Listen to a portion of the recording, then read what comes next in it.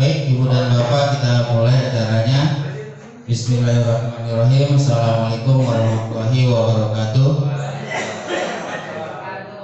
Selamat siang dan salam sejahtera untuk kita.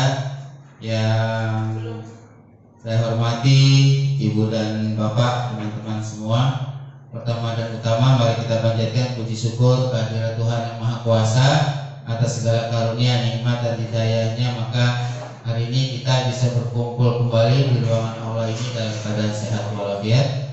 Salawat dan salam semoga tercurah kepada Nabi kita Muhammad SAW beserta keluarga, para sahabat, dan mudah-mudahan terutama yang muslim termasuk dalam golongan umat beliau hingga akhir zaman nanti. Amin. Ibu dan Bapak, terima kasih sudah menyempatkan waktu untuk kita berkumpul bersama dalam rangka melaksanakan kegiatan rutin yang memang harus dilaksanakan oleh sekolah penggerak, yaitu PMO, Project Management Office, ya.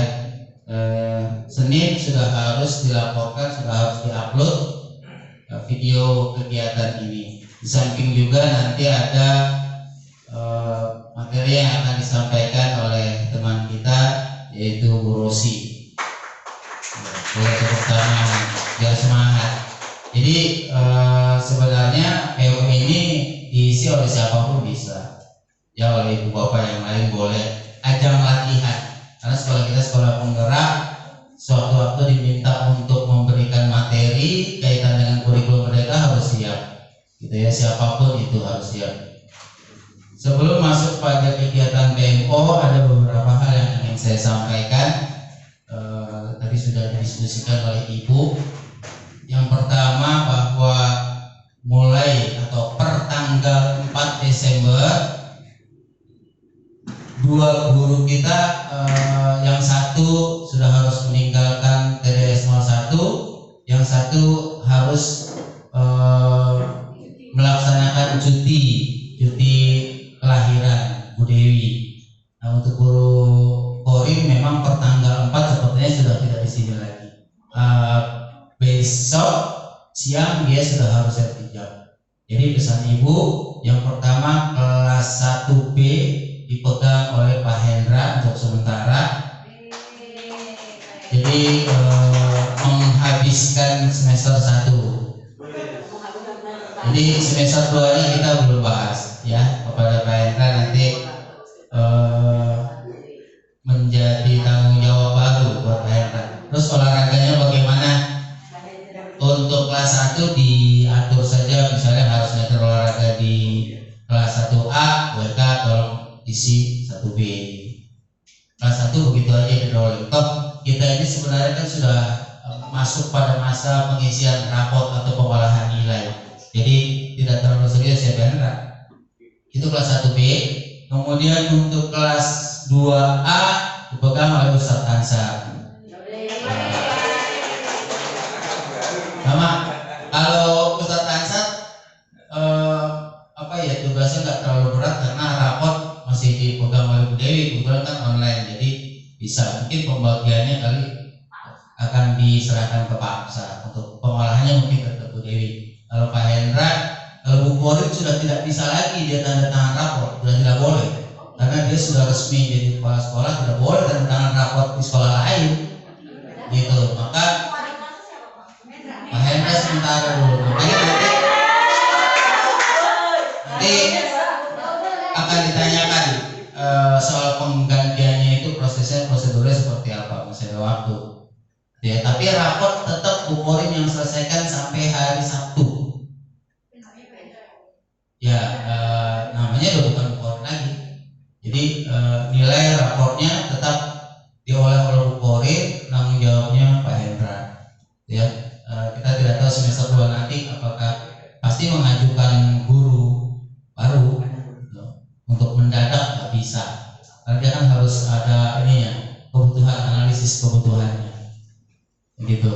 Jadi mudah-mudahan Pak Hendra, Pak Ustadz bisa menjadi pengalaman baru mungkin ya. Pak Ustadz kan mungkin belum pernah jadi guru kelas, jarang guru mapel jadi wali kelas itu jarang ada, ya. Bukan Pak Ibrahim kan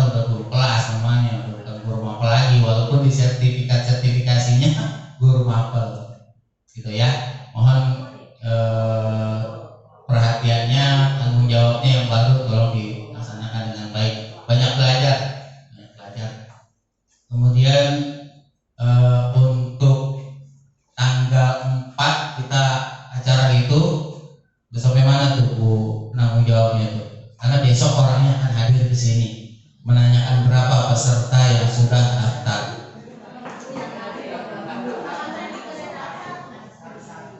Ya,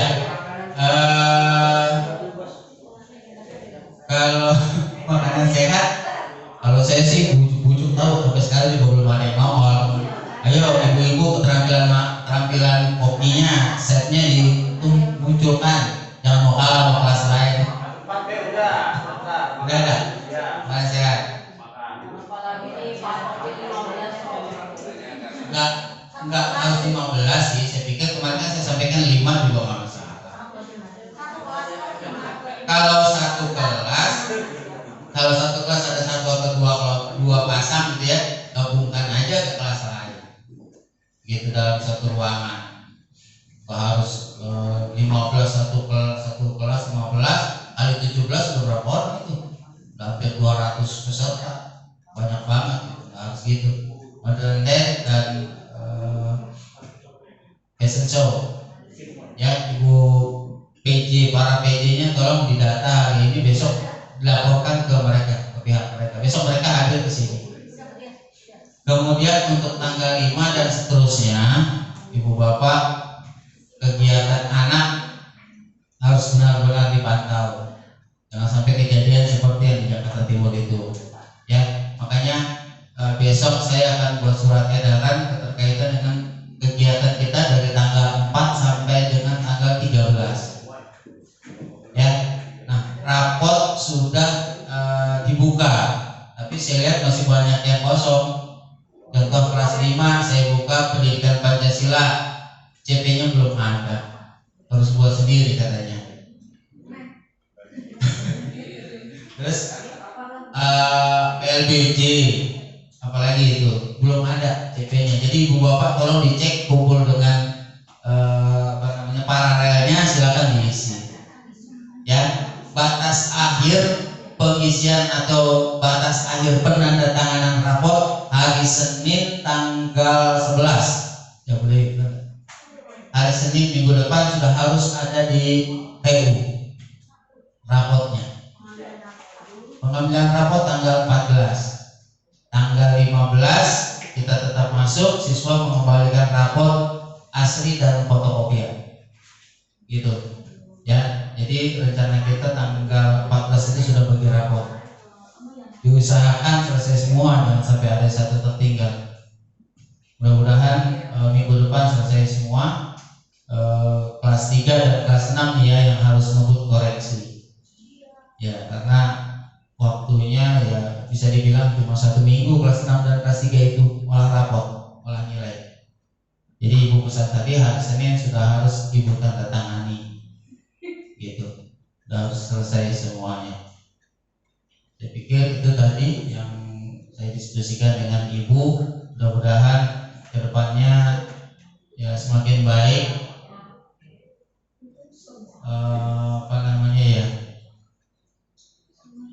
PMM-nya juga jangan dilupakan. Ya, itu aja yang kaitannya dengan pembicaraan mengenai kegiatan sekolah kita 2 minggu ke depan menjelang pembagian rapor. Ada yang bertanyakan nggak? Biasanya sih nggak ada. Ntar kalau udah di luar ada aja yang nanya. Ya, Henry. Ini Pak Sep, tambahan untuk kalau bisa untuk kelas meeting didapatin makalolanya apa aja supaya Bapak Ibunya tahu gitu kan, untuk Selasa, Rabu dan Kamis. Ya, gini. Untuk Selasa jam 10 kelas meeting anak-anak sampai jam 10. Ya, ini gara-gara di Jakarta Timur juga, jadi setiap kegiatan yang di luar KBM harus laporan. Jadi makanya saya bilang nanti besok saya akan edarkan surat pemberitahuan kegiatan belajar sampai tanggal 7 atau 8 ke depan. Jadi kelas meeting sampai tanggal 10 hari Selasa sampai jam 10, hari Rabu seperti normal kelas meetingnya. Nanti saya susun jadwalnya aja, itu hanya untuk laporan.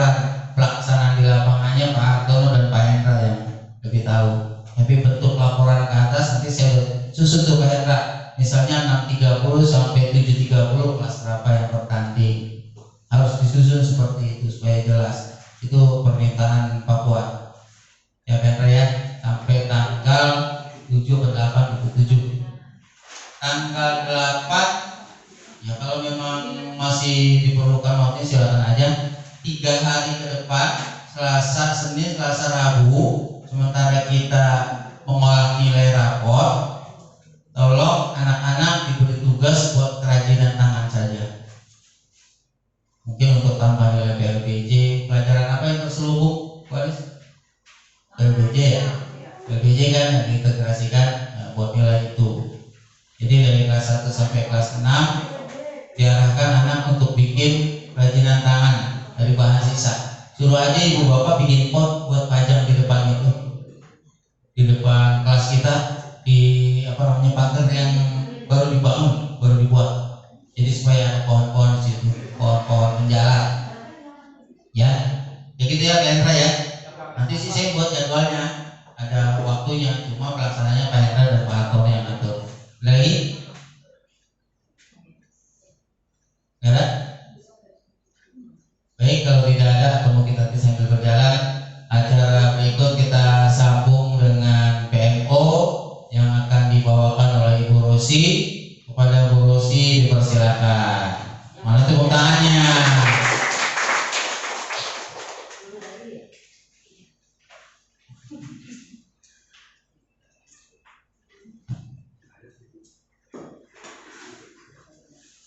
Ya baik, selamat siang Bapak dan Ibu semuanya.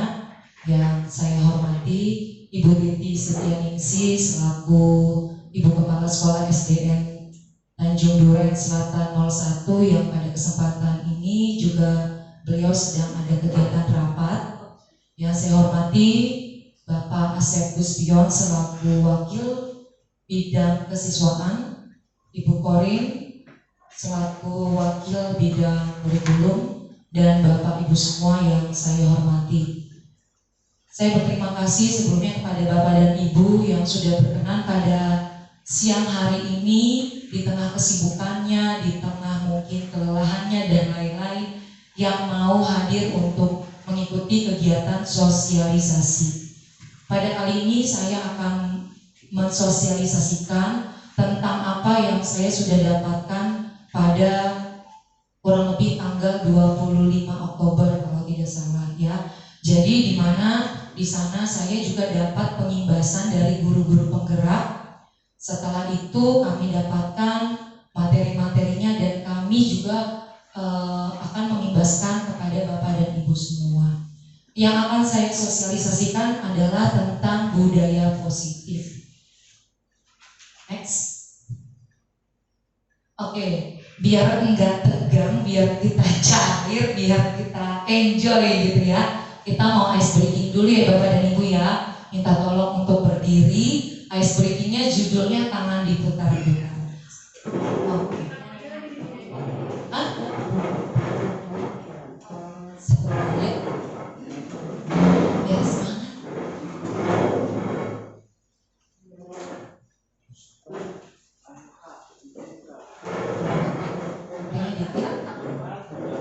Gak keluar?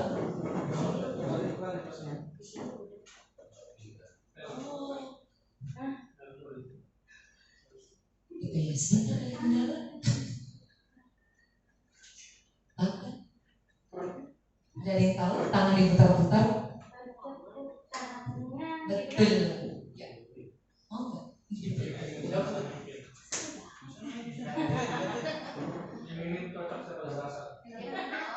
Sebentar ya, laptopnya ada kendala nih. Sebentar Bapak Ibu. Mungkin Bu Novel bisa mencet. Ayo Bu Novel.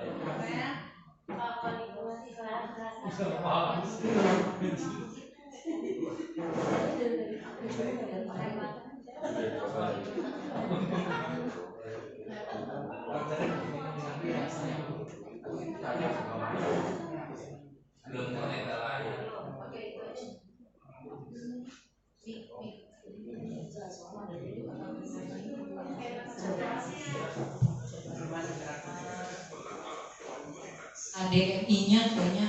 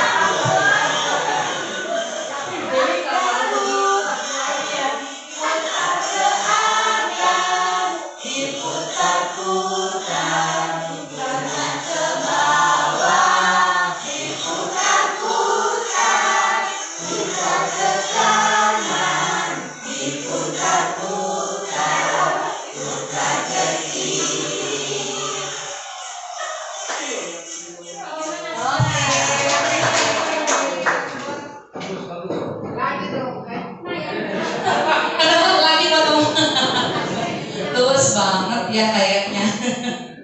Oke, terima kasih Bapak dan Ibu. Kita lanjut. Nah, tadi udah ice breaking ya, semoga sudah lebih semangat. Nah, sebelum masuk ke dalam materi ini, saya akan mengajak Bapak dan Ibu semua untuk melakukan refleksi dari pertanyaan-pertanyaan berikut ini. Setuju atau tidak? 1. Hukuman itu dapat mendisiplinkan anak.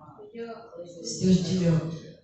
Silakan Bapak dan Ibu boleh berpendapat sesuai dengan pikirannya masing-masing. Yang kedua, apakah pemberian hukuman dengan hal-hal positif seperti membersihkan toilet itu dapat meningkatkan posisi disiplin anak?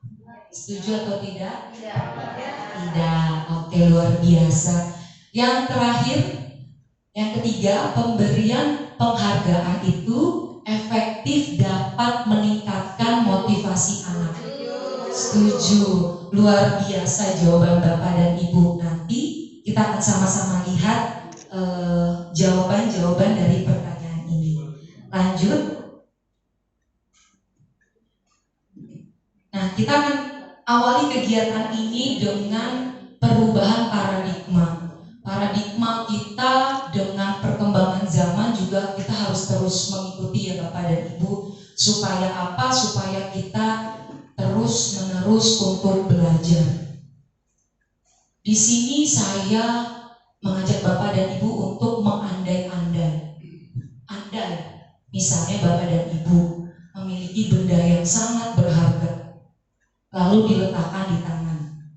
Contoh misalnya berlian nih, gitu ya Ibu, atau emas, gitu kan. Bapak dan Ibu akan menggenggam dengan salah satu tangan dengan segala daya dan juga usaha atau tenaga. Saat salah satu orang atau orang lain akan mencoba membukanya, kira-kira Bapak dan Ibu mau membukanya atau tidak? Mau atau tidak? Dia nggak pengen tangan melihat. Dia nggak pengen, kita cuma lihat. Kalau melihat boleh, kalau melihat boleh. Oke, kalau mau lihat boleh. Tadi dia bilang tidak boleh. Ada tergantung. Luar biasa Bapak Ibu kritis sekali.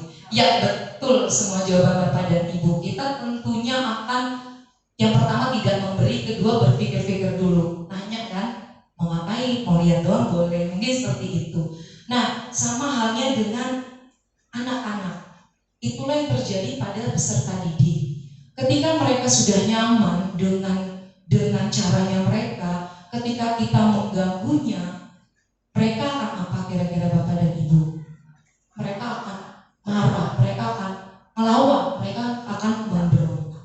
Betul. Jadi disinilah usaha atau upaya kita sebagai Bapak dan Ibu guru, bagaimana caranya kita masuk ke dalam dunia mereka. Lanjut. Nah, di sini ada teori yang disampaikan oleh Gosen. Apa yang disampaikan saat ini mengenai teori ilusi kontrol yang sampai saat ini mungkin mohon maaf ya, saya sendiri mungkin sebelumnya masih melakukannya. Apa itu? Yang pertama, ilusi guru bahwa kita masih suka mengontrol murid. Jujur pribadi saya, iya Bapak dan Ibu, kadang kenyataannya kita kadang-kadang tidak sadar kalau kita suka mengontrol murid. Yang kedua, ilusi mengkritik atau membuat orang lain merasa bersalah itu dapat menguatkan karakter mereka.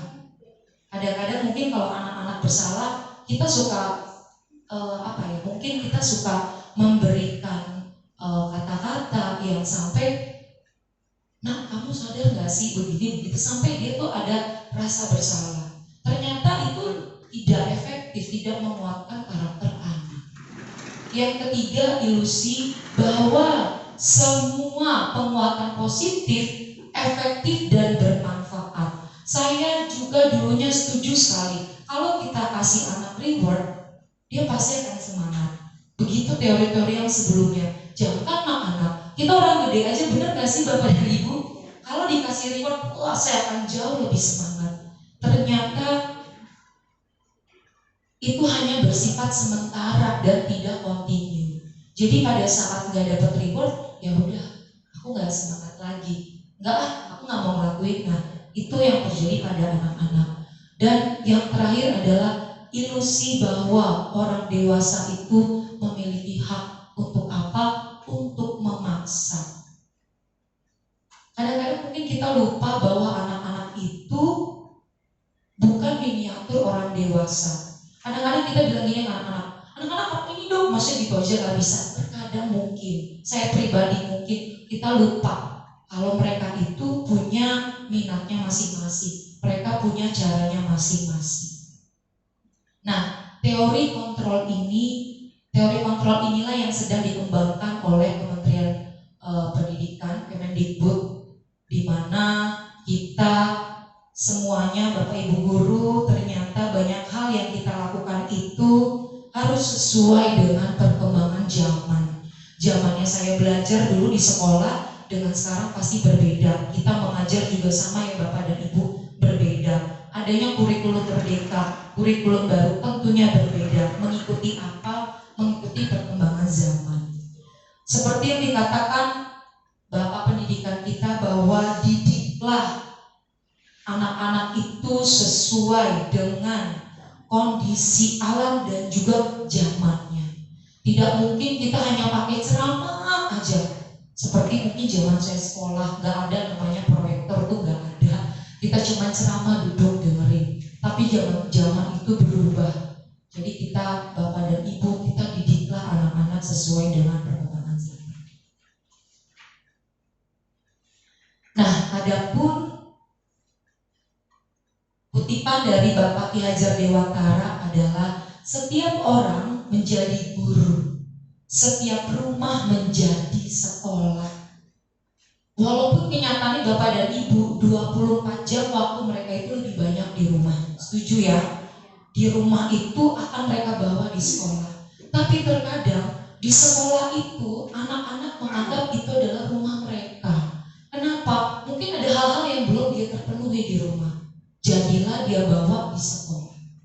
Nah, di sekolah ini tentunya kita semua Bapak dan Ibu guru pasti mempunyai impian-impian untuk sekolah kita, untuk SDN TDS 01. Kira-kira apa mimpi Bapak dan Ibu untuk sekolah kita? Sekolah yang seperti apa yang menjadi impian kita semua? Silakan Bapak dan Ibu boleh mengisinya pada grup WhatsApp TDS 01. Kita bantuan Bu Dewi untuk share.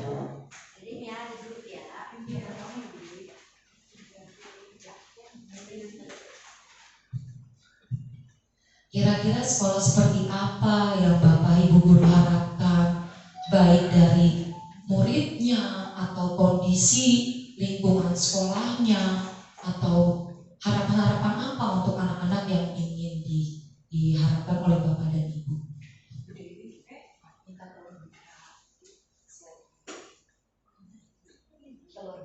Nah, kalau udah diklik Bapak dan Ibu, di paling bawah ada tanda tambah.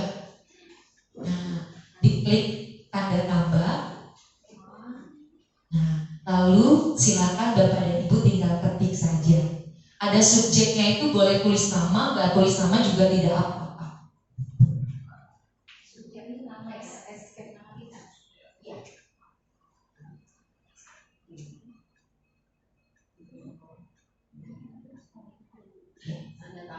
Iya betul. Silakan Bapak dan Ibu guru menuliskan pendapatnya mengenai sekolah impian seperti apa yang diharapkan oleh Bapak dan Ibu semua.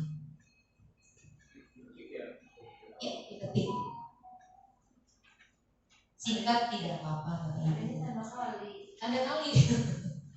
Tanda nama yang warna hijau di bawah. Nah, sudah ada yang menjawab. Sekolah yang bersih, nyaman, dan kondusif. Lingkungan yang tidak toksik, saling mensupport satu sama lain, dan anak didik yang sopan, santun, beradab, dan berakhlak. Kenapa? Boleh disebut nih? Jangan. Oh jangan, udah ketahuan Bapak. Jangan. Ya silakan ditulis Bapak dan Ibu. Sekolah yang nyaman dan menyenangkan itu impianku. Sekolah yang dapat mencetak generasi yang berkarakter luar biasa. Publikasikan. Kalau udah diklik publikasikan. Iya.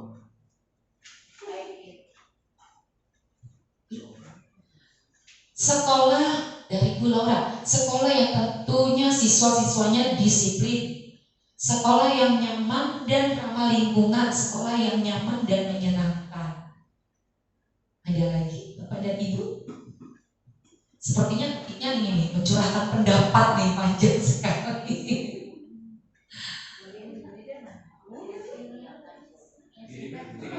Publis Pak, ada. Nah itu yang paling atas Pak, publiskan. Iya. Sekolah yang bersih, ramah, nyaman, disiplin dan indah. Sekolah impianku adalah sekolah yang menomorsatukan akhlak, akhlakul karimah, yaitu maksudnya. Sepertinya deh. Sekolah impian yang saling menghargai antar warga sekolah. Setiap murid-murid menghormati, kasih sayang sesama, betul-betul kata yang baik. Sekolah yang menyediakan ruang. Siapa yang? Ini siapa itu? Itu pojok kiri bawah. Pojok kiri bawah. Bu Mini, sekolah impian menghasilkan anak yang berkarakter, berprestasi, sekolah yang menjadi teladan bagi sekolah yang luar biasa. Bu Mini, sekolah impian yang nyaman, bersih, bisa bekerja sama dengan sesama rekan kerja. Boleh ditulis, boleh enggak. Bu Astuti, sekolah impian sekolah yang ramah dengan anak, yang bersih juga dan juga nyaman. Kurang lebih harapannya semuanya luar biasa dan hampir sama. Oh masih ada. Sekolah yang saya impikan muridnya sopan, ramah, rapi, beradab, serta semangat untuk belajar, patuh. Saya juga membayangkan guru-gurunya juga ramah, bertutur kata baik, teladan, dan bersikap penuh perhatian pada murid, tampil menarik dan dalam mengajar di kelas. Ternyata itu harapannya loh, gurunya juga perlu tampil rapi, menarik gitu ya di dalam kelas. Lanjut Pak Hartono, sekolah yang aman, ramah, nyaman, menyenangkan, dan dengan fasilitas memadai. Sekolah yang membentuk anak memiliki karakter yang baik. Pak Asep, sekolah yang dapat memenuhi kebutuhan belajar siswa dan memberikan kebahagiaan kepada peserta didik. Sekali lagi boleh tepuk tangan boleh buat Bapak Ibu semua. Nah itulah adalah harapan-harapan kita untuk sekolah impian kita. Ya, lanjut.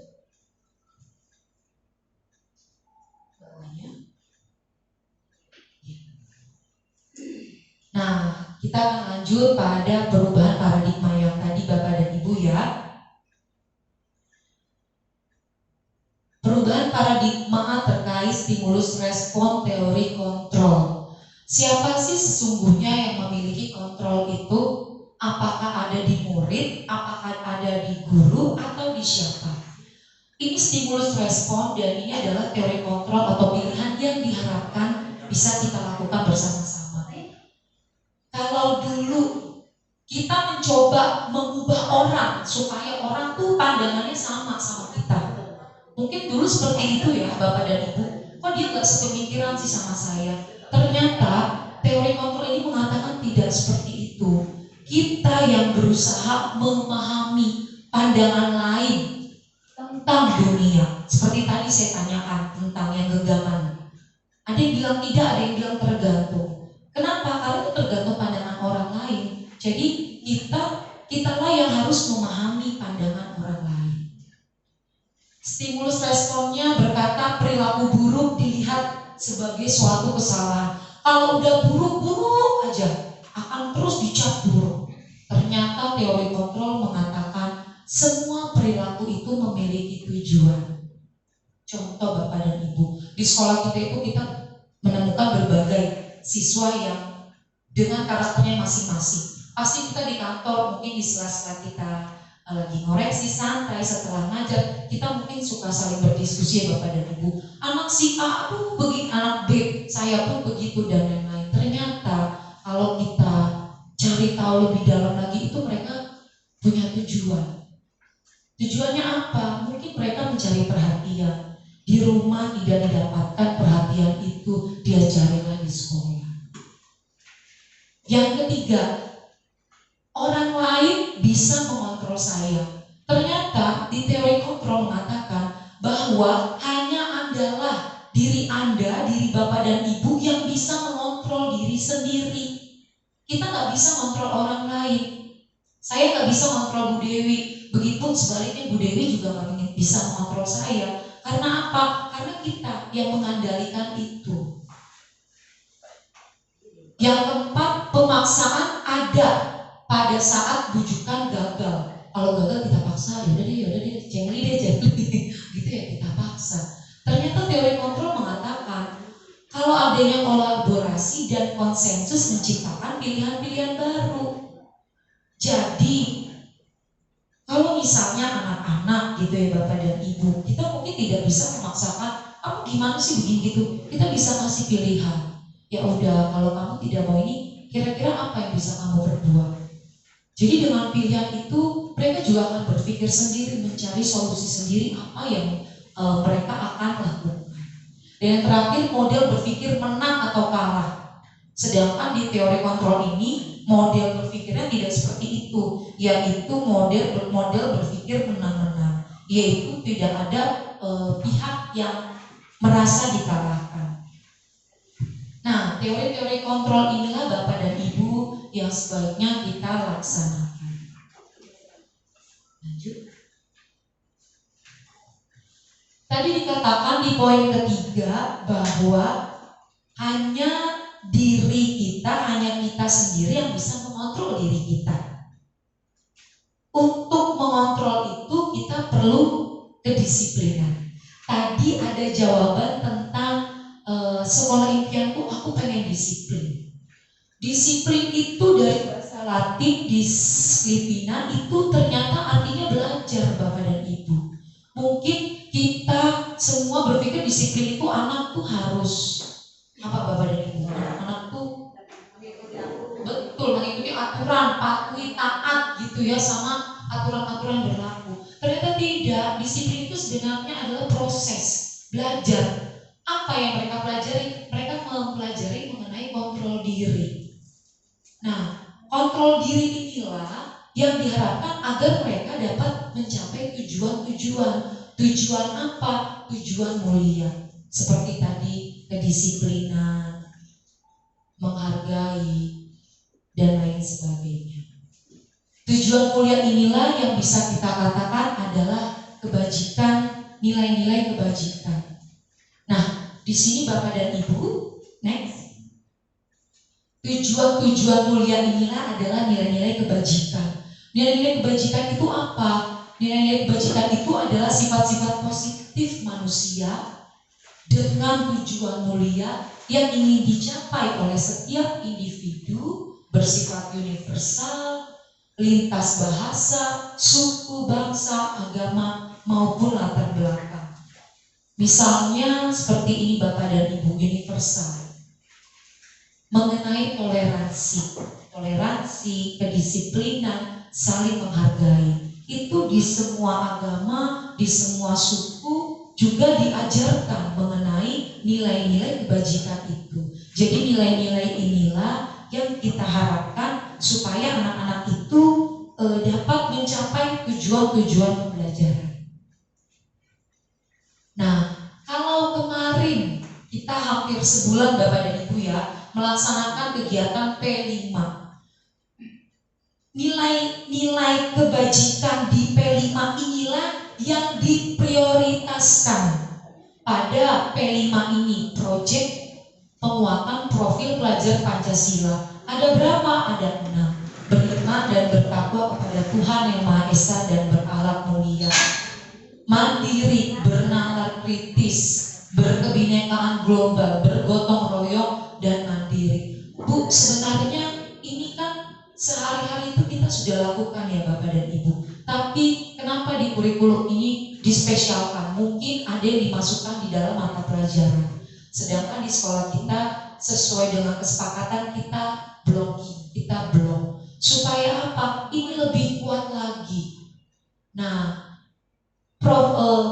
proyek inilah yang menjadi tujuan utama yang diprioritaskan dari nilai-nilai kebajikan.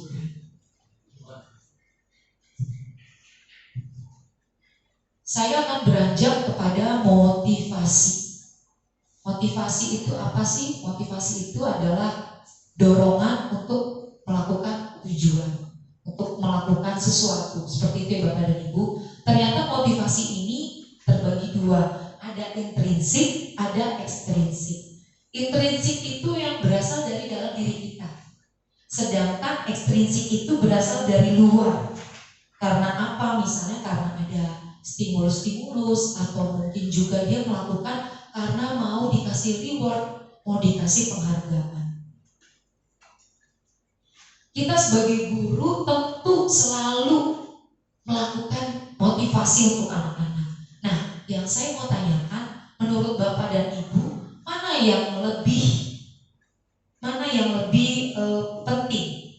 Kira-kira motivasi intrinsik atau ekstrinsik?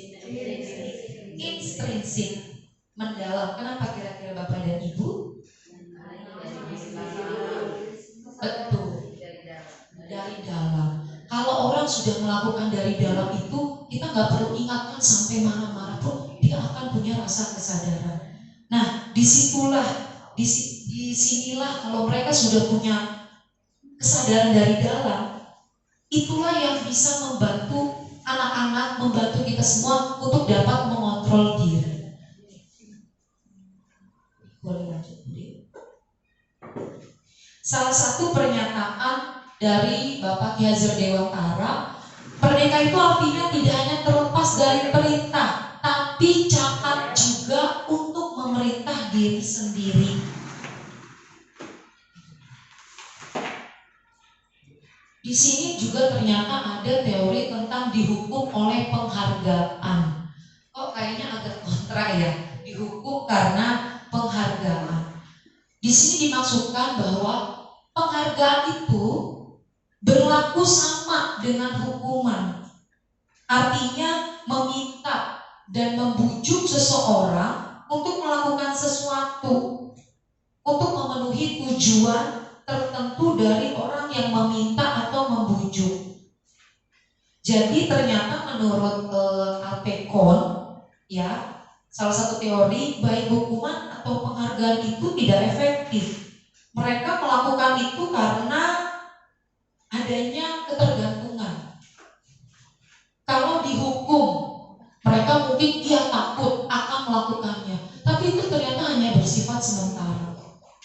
Begitupun juga dengan reward atau penghargaan. Mereka kan semangat karena dapat penghargaan, dapat hadiah, dikasih pulpen sama bu guru dan lain-lain. Tapi ternyata itu tidak bersifat kontinu, hanya sementara. Lalu apa yang sebaiknya kita lakukan?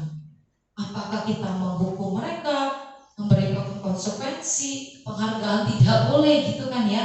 Nah, kita akan masuk kepada selanjutnya mengenai keyakinan kelas. Tentu Bapak dan Ibu sudah pernah mendengar tentang keyakinan kelas? Sudah pernah membuat? Sudah, luar biasa. Kita akan lanjut, namun sebelum lanjut kita ice breaking lagi biar enggak ngantuk. Permainannya ayam bebek, ayam bebek, ayam bebek. Instruksinya dengarkan apa yang saya ucapkan. Dengarkan apa yang saya ucapkan ya Bapak dan Ibu, lalu ikuti. Ayam bebek, Ayam bebek, ayam bebek bebek, ayam bebek bebek, ayam bebek bebek bebek bebek ayam. ayam bebek bebek bebek bebek ayam. Ada berapakah bebek? Ada berapa bebek? Cerah tuh jawabnya langsung semangat tuh. Ada berapakah bebek? Luar biasa. Ternyata masih on fire Bu Novel. Terima kasih Bapak dan Ibu. Nah, lanjut tentang keyakinan kelas. Next. Mengapa tidak peraturan saja? Kenapa harus ada keyakinan kelas? Saya akan mengawali dengan pertanyaan, mengapa kita memiliki peraturan untuk hadir tepat waktu di sekolah Bapak dan Ibu, baik guru maupun siswa.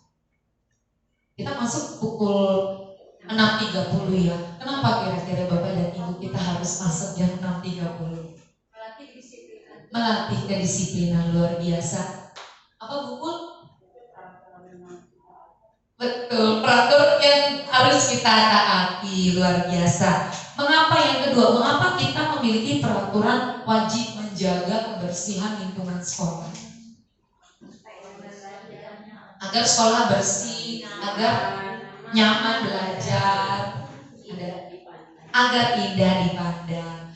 Yang ketiga, mengapa kita memiliki peraturan memakai helm saat mengendarai sepeda motor? Menjaga keselamatan diri kita sendiri, agar nggak ditilang. Betul, jawaban jujur ya, agar nggak ditilang. Nah, untuk mendukung motivasi intrinsik itulah kita kembali pada nilai-nilai kebajikan. Nilai-nilai kebajikan ini akan tertuang pada keyakinan kelas yang lebih menggerakkan seseorang dibandingkan kita mengikuti serangkaian peraturan. Bapak dan Ibu, menurut Bapak dan Ibu, apakah keyakinan kelas dan peraturan kelas itu sama? Sama atau beda? Beda. Boleh Dewi? Iya betul. Ternyata keyakinan dan atau aturan kelas itu beda. Lanjut Dewi. Apakah keyakinan kelas itu melibatkan guru dan murid? Ya. Ya. Oke, lanjut Bu Dewi. Dasar keyakinan kelas adalah nilai-nilai kebajikan atau nama lainnya tadi nilai-nilai universal. Yes, betul.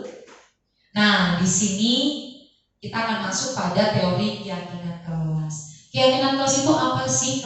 Keyakinan kelas itu adalah nilai-nilai kebajikan universal yang disepakati secara tersirat ataupun tersurat, terlepas dari latar belakang, agama, suku, ras, bahasa, dan lain sebagainya. Sebagai contoh, seperti pertanyaan tadi, kenapa kita pakai helm? Kita mengendarai sepeda motor, kita harus pakai helm. Bapak dan Ibu bawa sepeda motor? Enggak. Yang bawa sepeda motor pakai helm enggak? Pakai, karena jauh ya. Kebanyakan mungkin kita pakai helm itu takut ditilang, jadi saya pakai helm.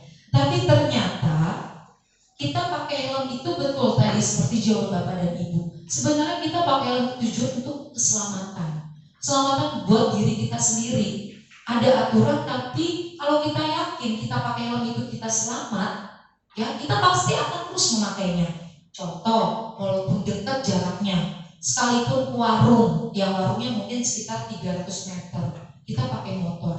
Tanpa disuruh pun kita akan memakai helm. Karena apa? Karena kita udah yakin, oh kalau pakai helm aku akan selamat. Namanya motor ya Bapak Ibu ya, di jalan sekarang udah kita udah di jalur yang benar aja, kadang-kadang ada orang dari belakang nabrak kita dan lain-lain. Jadi disinilah contoh keyakinan kelas terkait pemakaian helm tadi. Adanya nilai-nilai kebajikan. Nah, Bapak dan Ibu, mungkin di kelas sudah ada keyakinan kelas, atau mungkin kita sebut dulunya kesepakatan kelas. Kesepakatannya apa? Berdasarkan dari peraturan-peraturan yang ada. Misalnya kesepakatan saling membantu, membersihkan lingkungan sekolah, mengembalikan buku pada tempatnya. Ternyata kalau kita ya memberikan nilai-nilai kebajikan, memberikan keyakinan, atau kita sederhanakan lagi, itu anak-anak akan lebih yakin melakukannya. Seperti saling membantu. Ternyata saling membantu ini apa sih nilai-nilai kebajikannya? Itu tentang kepedulian. Membersihkan lingkungan sekolah. Ternyata nilai-nilai kebajikannya adalah menjaga kebersihan. Mengembalikan buku pada tempatnya. Oh, ini ternyata nilai kebajikannya atau ternyata keyakinannya adalah tentang tanggung jawab. Nah, ada pun langkah-langkah dalam menyusun nilai-nilai kebajikan. Menurut menurut Bapak dan Ibu kira-kira poin satunya yang mana? Ketika kita menyusun keyakinan kelas, itu kan ada prosesnya ya, ada alur. Menurut Bapak dan Ibu tahapan-tahapan pertama yang mana Bapak dan Ibu?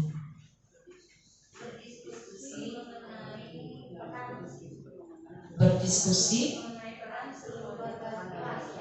kelas. Oke, boleh Bude? Nah, ternyata berdiskusi memunculkan dulu peraturan-peraturan baru. Lanjut yang kedua, mengubah peraturan. boleh di next. Yang kedua, nah, zaman dulu saya sekolah, Bapak Ibu sekolah tuh peraturan tuh banyak banget, ya kan ya? Kita sampai kayaknya pusing gitu, peraturan banyak banget. Di kelas aturan juga banyak. Jadi pertama diskusikan dulu peraturan-peraturan yang perlu ditaati oleh warga kelas. Kedua, kita ubah peraturan itu menjadi kalimat yang lebih positif. Yang ketiga, kita cari peraturan-peraturan itu kita masukkan ke dalam nilai-nilai kebajikan. Nah, inilah yang keempat, kita berdiskusi mengenai gambaran perilaku yang mencerminkan keyakinan kelas. Kira-kira yang kelima yang mana Bapak dan Ibu? Udah tahuan. Nah, yang kelima kita diskusi mengenai peran seluruh warga kelas. Siapa yang harus meyakini ini? Apakah hanya anak murid? Apakah ibu gurunya juga atau pak gurunya juga? Dan yang terakhir, meninjau ulang keyakinan kelas dari waktu ke waktu. Jadi setiap hari itu perlu diingatkan, setiap hari kita sama-sama mengingat kembali tentang keyakinan kelas.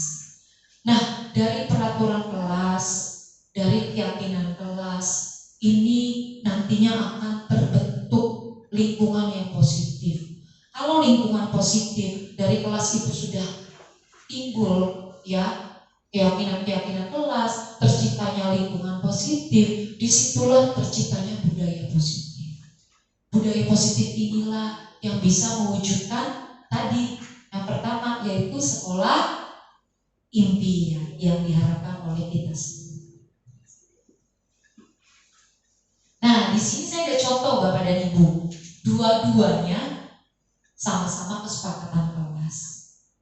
Kira-kira menurut Bapak dan Ibu, manakah sebelah kirikah atau sebelah kanankah yang lebih mendekati keyakinan kelas, yang memiliki nilai-nilai kebajikan universal? Yang tulisannya gede tuh. Atau Pak Ibro yang tulisannya gede-gede?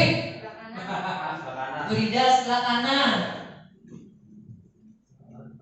Ada tanggapan lain Bapak dan Ibu? Kenapa Bu? Selama ini kita bikinnya Sebelah kiri ya, iya. Jadi kita sama-sama belajar Bapak dan Ibu ya, saya juga. Ada yang menurut saya sebelah kanan atau sebelah kiri. Nah, betul Bapak dan Ibu. Masih ada jawaban lain? Yang jawab sebelah kanan, kenapa kira-kira? Pak Ibrahim yang paling gede katanya. Iya. Kenapa Pak Ibrahim? Bukan, lebih apa ya? Memakai perasaan ya. Bahasanya juga lebih Bahasanya lebih memakai perasaan, enak didengar. kesannya tidak memaksa. Kesannya tidak hanya murid doang. Kesannya nggak hanya murid aja. Betul, betul sekali Bapak dan Ibu. Jadi dari kedua inilah ya, yang sebelah kanan itu yang cenderung atau mendekati kepada keyakinan kelas. Kenapa? Karena memiliki nilai-nilai kebajikan universal. Ada apa nilai-nilai kebajikannya? Saling menyayangi, semangat. Kira-kira yang C-nya apa Bapak dan Ibu? Peduli. Jadi anak-anak itu juga nggak akan mereka nggak akan pusing-pusing gitu. Betul tadi kesannya kita nggak maksa, tapi mereka akan membentuk dalam hatinya dan memiliki kesadarannya sendiri. Nah, kita akan lanjut Bapak dan Ibu. Mungkin sebelumnya kita masih ada yang mungkin kita masih suka kebolak-balik ya, antara kesepakatan, antara keyakinan kelas. Nah, boleh lanjut Bude? Di sini ada contoh peraturan-peraturan Nomor 1, kita berdiskusi Bapak dan Ibu. Kira-kira kalau selalu mengembalikan buku pada tempatnya, apa keyakinan kelasnya?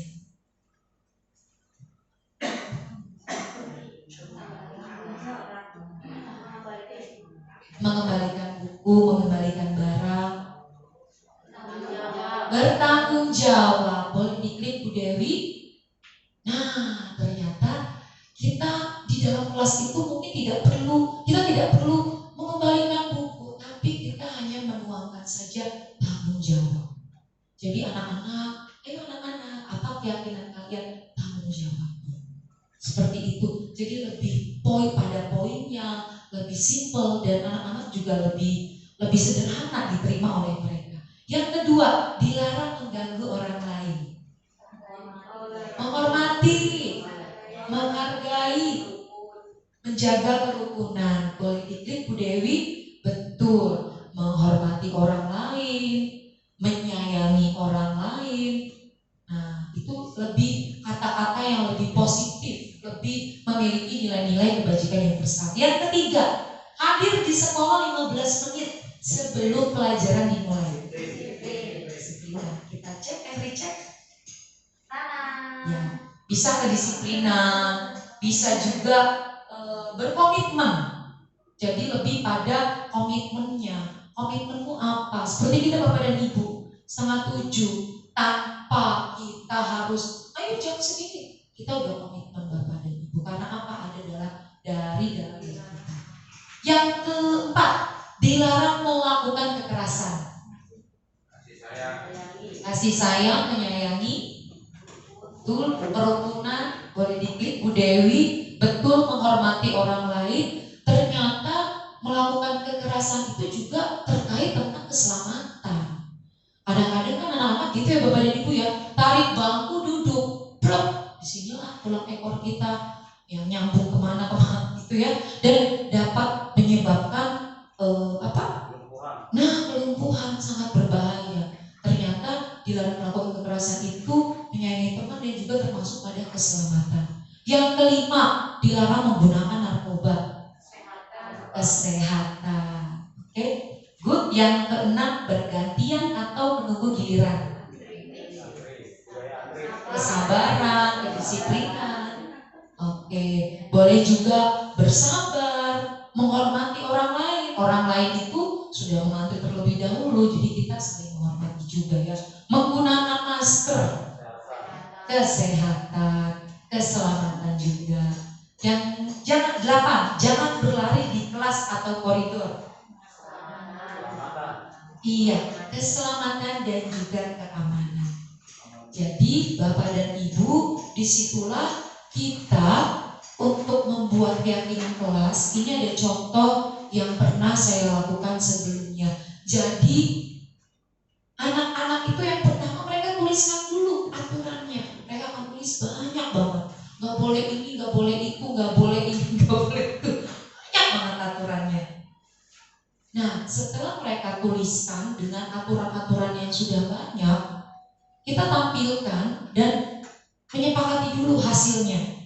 Setelah itu kita ajak mereka untuk apa? Mengubah kalimat-kalimat yang dilarang, yang tadi itu kita ubah menjadi kalimat yang lebih positif. Dan kita masukkan unsur-unsur nilai-nilai kebajikan. Jadi di kelas saya setelah mereka sampaikan aspirasi mereka, kita sama-sama diskusi. Dari setiap kelompok itu kan beda-beda. Dilarang, apa mereka biasanya? Dilarang berlarian, dilarang mencoret-coret tembok, mereka tuliskan tuh. Dilarang bawa benda tajam, gitu kan ya? Dilarang menyontek, betul. Nah, kita kuatkan lagi pemahaman tentang keyakinan kelas.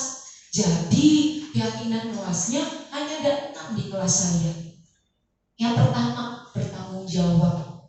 Yang kedua, disiplin. Yang ketiga, sopan santun. Yang keempat, saling menghargai. Yang kelima, menjaga kebersihan. Yang keenam, semangat mengejar mimpi. Semangat. Nah, jadi kalau kita memiliki keyakinan kelas Bapak dan Ibu, kita bisa sama-sama untuk saling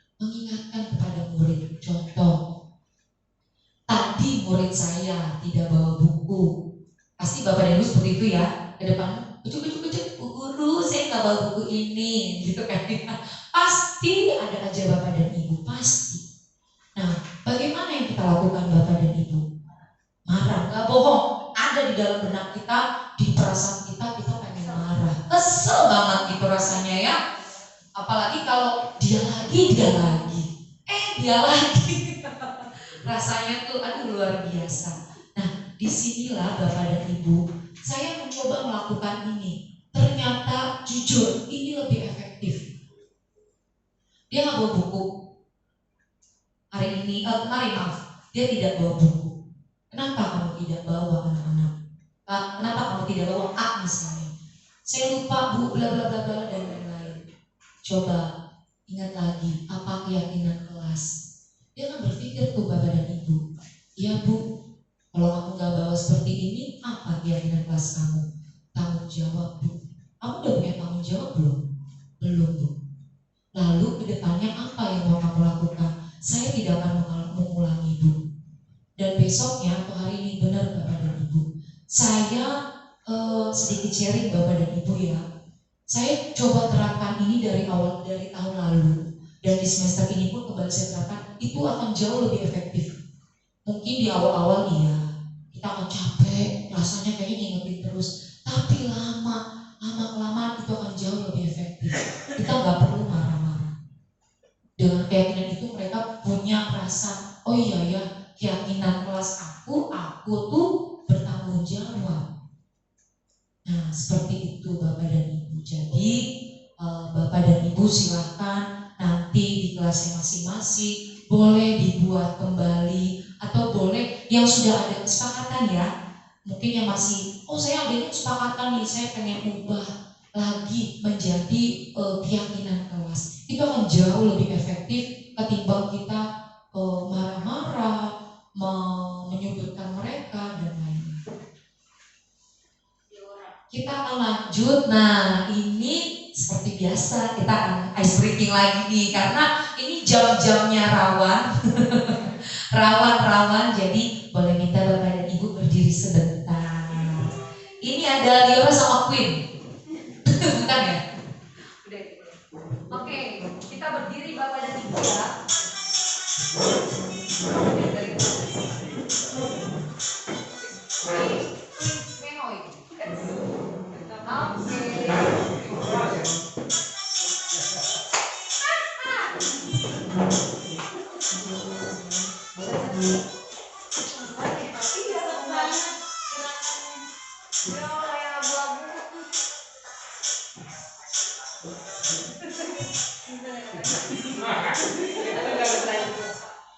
Terima kasih Bapak dan Ibu. Mantap banget ya.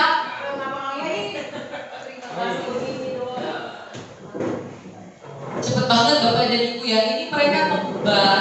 Nanti mungkin boleh dicari di TikTok ada, di YouTube ada. Kadang-kadang kalau mau mulai pelajaran, saya suka puterin di YouTube kan ada ya. Itu anak-anak tuh demen banget deh. Kayaknya joget-joget gini tuh kayak nomor 1 gitu joget tuh. Jadi untuk membangkitkan. Kita akan lanjut ya Bapak dan Ibu.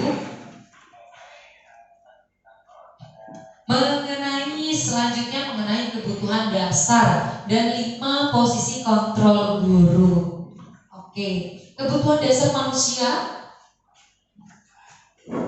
Ya, kita pasti punya kebutuhan dasar ya Bapak dan Ibu ya. Kebutuhan dasar itu tindakan-tindakan manusia untuk mencapai tujuan tertentu. Semua yang kita lakukan itu adalah usaha terbaik untuk mendapatkan apa yang kita inginkan. Dan di sini adalah kebutuhan dasar manusia. Yang pertama, kebutuhan dasar apa? Bertahan hidup. Seperti makan, sandang, papan, itu adalah kebutuhan dasar kita untuk bertahan hidup. Seperti mungkin di depan Bapak Ibu sudah ada minuman, sudah ada gorengan. Ya betul, itu kebutuhan dasar. Jam-jam segini dengerin dingin, habis hujan kriuk-kriuk perut gitu kan ya Bapak dan Ibu ya. Itu kebutuhan dasar. Sama seperti siswa kita, mungkin di kelas pagi-pagi muap-muap, ngantuk-ngantuk dan lain-lain. Mukanya loyo kita tanya, atau mungkin pucat bibirnya. Udah sarapan belum? Ternyata belum. ternyata adalah kebutuhan-kebutuhan dasar yang kita perlukan. Yang kedua, kebutuhan dasar kasih sayang dan rasa diterima. Bapak dan Ibu, siapa sih yang gak pengen disayang dan dicintai? Ya kan? Pasti semua orang tuh pengen disayang, ya kan? Kita aja orang udah pengen disayang gitu kan, pengen dicintai, apalagi anak-anak.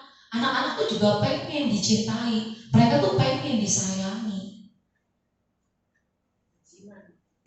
Aziman dan lain-lain sebagainya ya. Tuh mereka pengen disayangi. Sekarang udah Pak, udah disayangin ya Bude, udah di dalam kelas dia. Jepri, ya betul. Menurut info ini ya, memang ayahnya ya dia Jepri ya. Itu ternyata dia rindu akan sosok ayah, ataupun mungkin anak-anak yang lain. Siapa yang siap Bu? Ya itu intermezzo aja, biar semangat. Yang ketiga, kebutuhan penguasaan.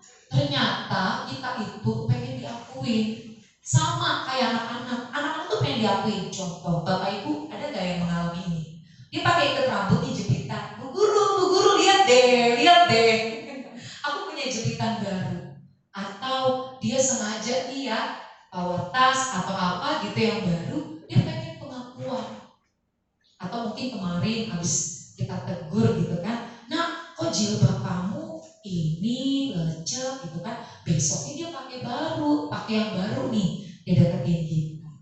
Sebenarnya itu dia pengen diakuin, Ibu aku tuh udah pakai loh, udah beli yang baru. Atau anak-anak yang nggak dikuncir, kadang-kadang rambutnya nggak disisir gitu ya, tiba-tiba dia pakai jepitan baru. Mungkin kalau kelas kecil jujur ya Bu, kalau kayak Anabel gitu kan, Bu guru ini aku baru nih, Bu guru ini aku baru. Nah mungkin sama halnya dengan orang gede, cuma mungkin kalau yang kelas tinggi itu mereka malu-malu untuk mengakui, tersirat gitu ya, pengen diakui.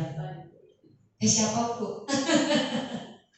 Lanjut, mereka kebutuhan apa lagi? Kebutuhan kebebasan. Kebebasan apa? Kebebasan akan pilihan. Kita sama-sama udah belajar ya Bapak dan Ibu mengenai pembelajaran diferensiasi. Ternyata saat kita lakukan itu lebih efektif. Kenapa? Kita memberikan pilihan sama anak-anak. Saya coba materi fotosintesis. Siapa yang suka gambar? Saya Bu. Siapa yang sukanya baca? Saya Bu. Siapa yang sukanya praktek? Saya Bu. Ternyata itu jauh lebih efektif. Mereka sangat menguasai, mereka sangat ingat tentang proses fotosintesis. Karena apa? Karena mereka melakukannya sesuai dengan minatnya, sesuai dengan pilihannya masing-masing. Dan yang kelima, kebutuhan apa? Kebutuhan dasar manusia yaitu kesenangan. Lanjut. Nah, disinilah adalah posisi kontrol guru. Yang pertama, di sini ada kontrol guru sebagai penghukum. Kamu gak mau PR, tulis 100 halaman ya. Mungkin dulu gitu ya Bu ya.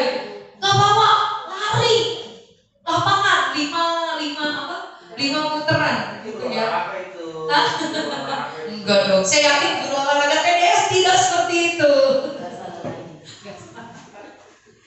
Nah, yang kedua, membuat rasa bersalah. Anak bersalah. Nah, kamu ingat deh perjuangan orang tua kamu. Kamu dosa banget deh. Mama kamu begini begono. Saya pernah melakukan kok Bapak dan Ibu. Jujur. Kadang-kadang kita suka suka nggak sadar ya. Kita sampai membuat anak itu merasa bersalah. 3. Teman, tos, hai besti gitu kan sama murid, dia buat bersalah nggak apa-apa, tos dulu sama ibu guru, tos. Teman. Yang keempat, kontrol guru sebagai pemantau. Ibu guru perhatiin deh, kayaknya kamu tuh udah 5 kali deh kayak begini, ya ibu udah perhatiin, kamu nggak bawa udah 5 kali. Nah jadi kita perhatiin nih. Bapak guru perhatiin, setiap olahraga, kamu pasti sakit perut, contoh. Ada ya? Ada aja tuh kan ada. Gacek, gendut. Ih bapak ngebully loh. Ada, ternyata ada loh bapak dan ibu. Sakit mulu PJOK, mungkin dia ada. Berarti karena kondisi tertentu ya. Males. Mau video kalau sakit tuh. Nah, dan yang terakhir adalah posisi kontrol guru sebagai manajer. Ini adalah posisi yang paling baik Bapak dan Ibu. Jadi guru itu kita tidak menyudutkan, kita tidak menghukum, kita tidak menjadikan dia benar-benar seperti teman atau kita pantau, tapi kita menjadi manajer. Maksudnya apa? Maksudnya di sini kita lebih menanyakan caranya, strateginya. Kalau anak berbuat salah, apa rencana kamu untuk memperbaikinya? Jadi di situ tuh anak di situ dia akan mencari solusinya sendiri dengan apa yang dia udah cari, dengan apa yang dia kemukakan, itu dia akan meyakinnya akan dia lakukan. Nah, di sini ada contoh Bapak dan Ibu video tentang 5 posisi kontrol guru.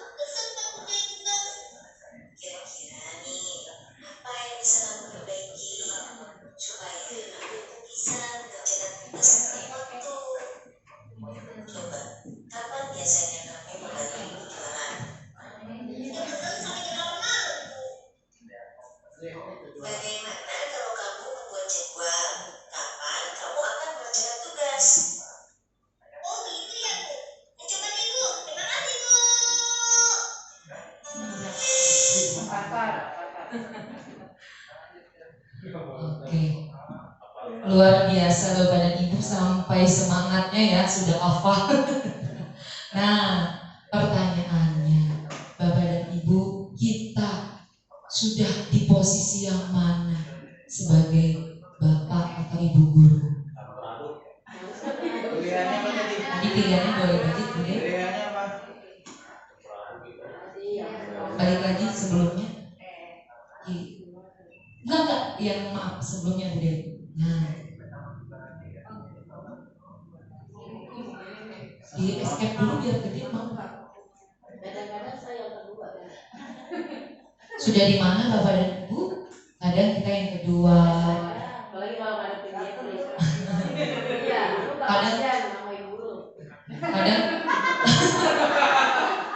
jujur loh, itu jawaban jujur. Kadang kita, kadang iya. Semuanya kan layak, semuanya situasional aja ya. Betul Bapak dan Ibu, semua pasti kita pernah melakukannya. Saya juga pernah melakukannya sebagai penghukum, kita kontrol diri sebagai pembuat bersalah, kadang-kadang juga sebagai teman gitu kan, pemantau. Tapi disinilah kita sama-sama belajar Bapak dan Ibu supaya kontrol guru kita ada di posisi manajer.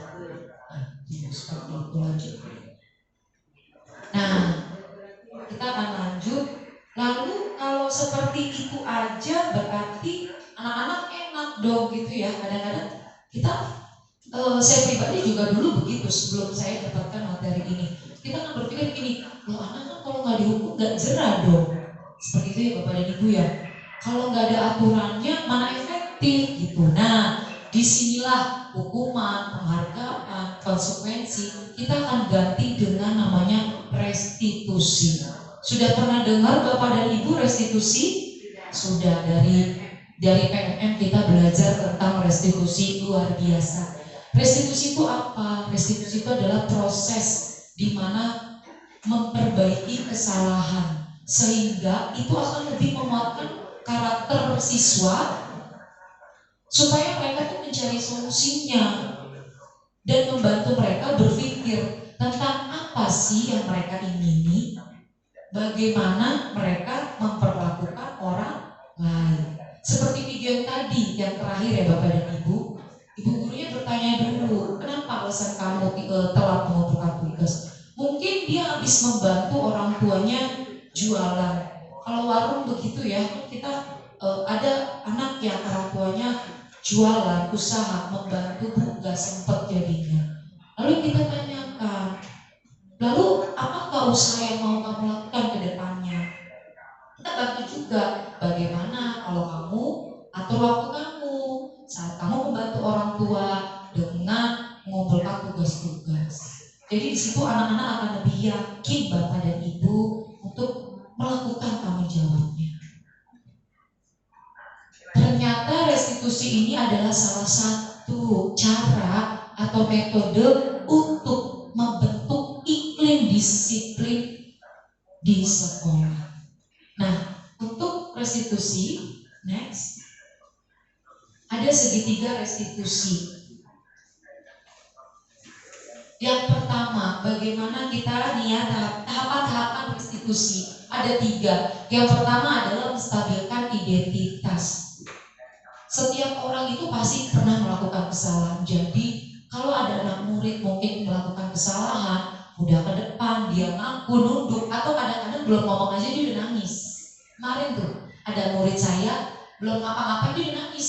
Kenapa? Gitu kan ya, teman-temannya ngadu. Dia ngatain bu, dia yang ngatain dia nangis. Bingung kan loh. Jadi kita bilang, kita katakan gak apa-apa nangis, gak apa-apa kamu nangis. Semua orang pasti pernah punya salah. Kamu bukan satu-satunya orang yang berbuat salah. Lalu tahapan yang kedua, kita validasi tindakannya yang salah. Adakah cara yang lebih efektif untuk mendapatkan apa yang kamu butuhkan? Kita bisa tanya sama murid yang kemarin nangis, apa alasan kamu ngatain teman kamu? Ternyata dia punya alasan. Soalnya bu, waktu kerja kelompok dia juga ngatain saya di rumah. Itu alasannya. Jadi males di sekolah seperti itu. Dia punya alasan Bapak dan Ibu. Tahapan yang ketiga adalah menanyakan keyakinan kelas.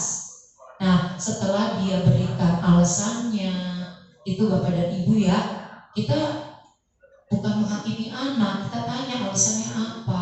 Kita tanyakan lagi, ya sudah, keyakinan kelas apa yang kita sepakati. Dia akan berpikir, dia berpikir, dia diam.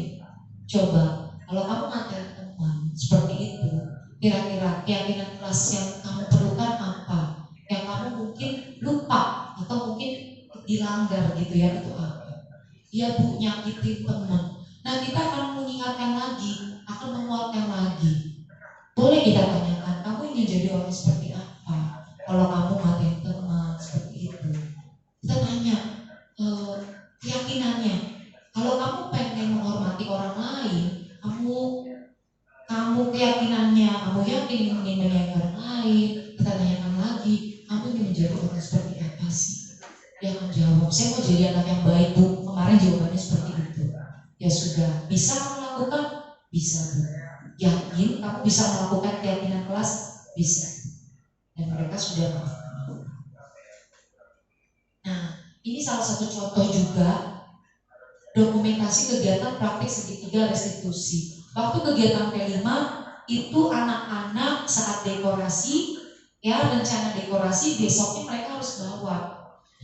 Karena peralatannya mungkin besar, posternya besar, yang bawa mamanya. Jadi pada saat pengen ngedekor nih, pada saat pengen ngedekorasi booth, satu kelompok ini kelimpungan karena nggak ada posternya.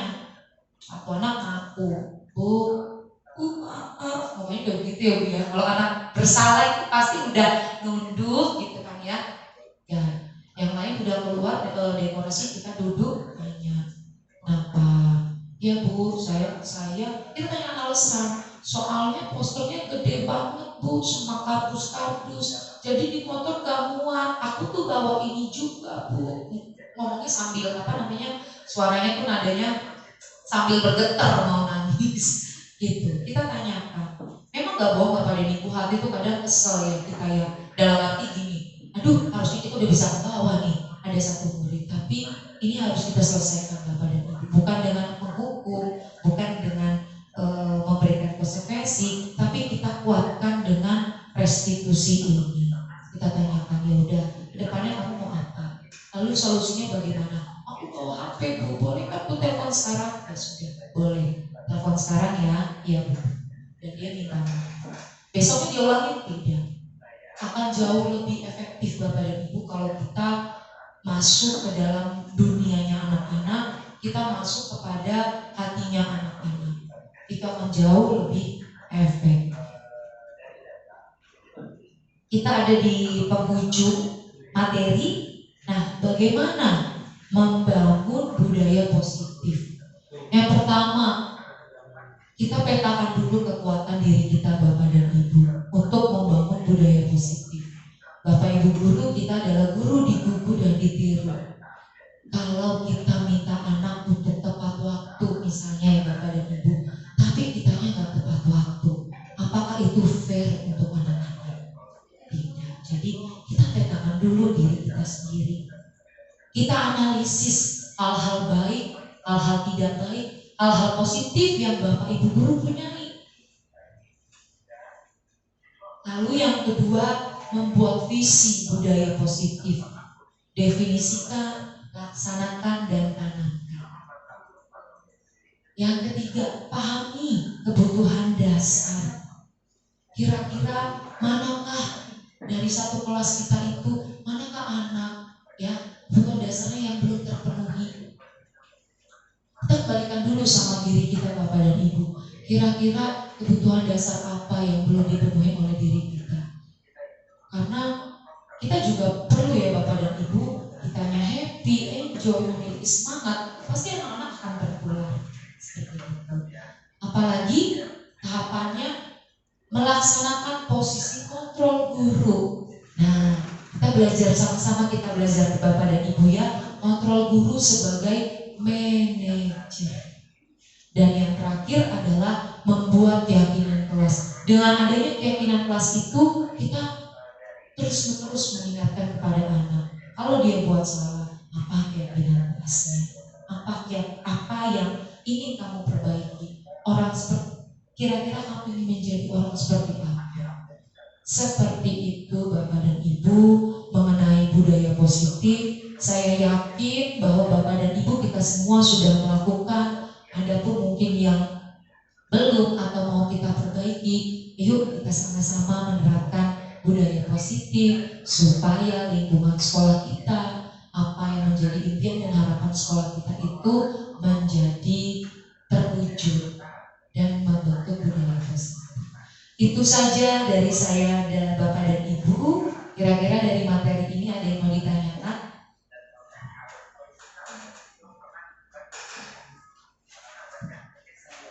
Oke, Pak Thomas mau bertanya. Biar kedengeran ya. Ya, terima kasih Bu Rosi dari paparan yang sangat menarik hari ini. Di sini kan saya mempunyai pengalaman ya, dan mungkin juga Bapak Ibu guru lain juga sama. Ya, di kelas itu kan kita menemukan berbagai karakteristik anak yang berbeda-beda. Terus dari hal-hal yang negatif yang mereka lakukan kan sering kita memberikan teguran, nasihat dan lain sebagainya. Terus dalam beberapa waktu itu kan kelihatan berubah, tapi beberapa saat kemudian kembali lagi seperti dia kabur lagi, kembali lagi dan kembali lagi. Jadi kira-kira untuk mengatasi atau mengatasi dari hal seperti ini bagaimana? Itu saja. Oke, terima kasih. Ada lagi Bapak dan Ibu?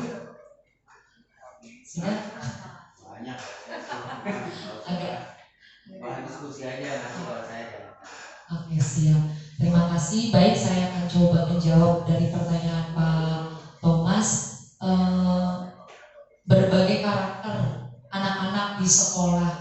Mungkin kadang-kadang kita menghadapi dia lagi.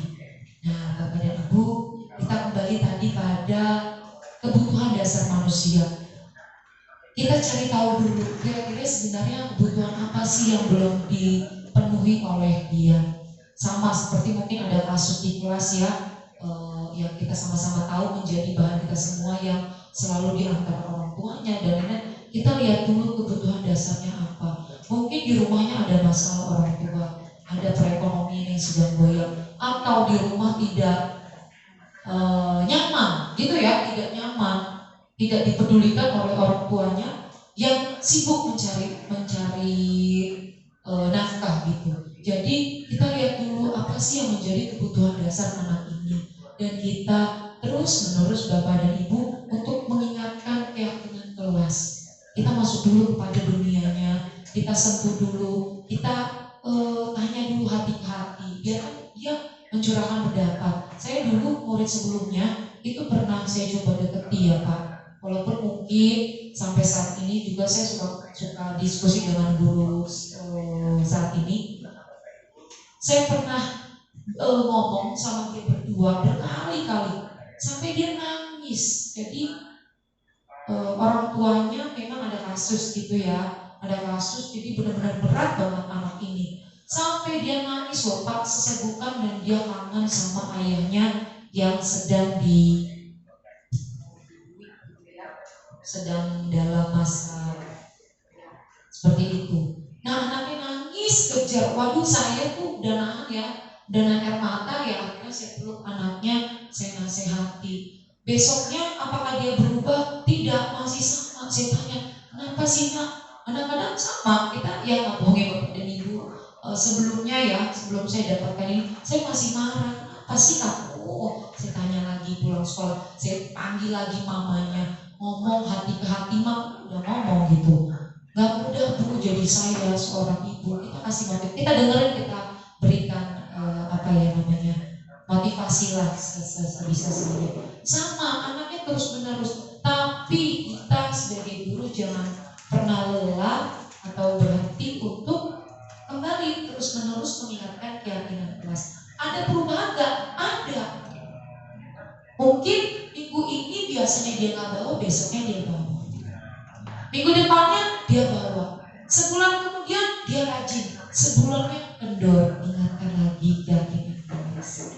Seperti itu mungkin Pak Thomas jawabannya. Jadi kita sama-sama sebagai Bapak Ibu guru untuk jangan pernah lelah untuk terus mendidik, menciptakan karakter-karakter anak didik penerus bangsa. Mungkin itu saja Pak Thomas, atau mungkin Bapak dan Ibu yang lain ada saran, tanggapan atau masukan?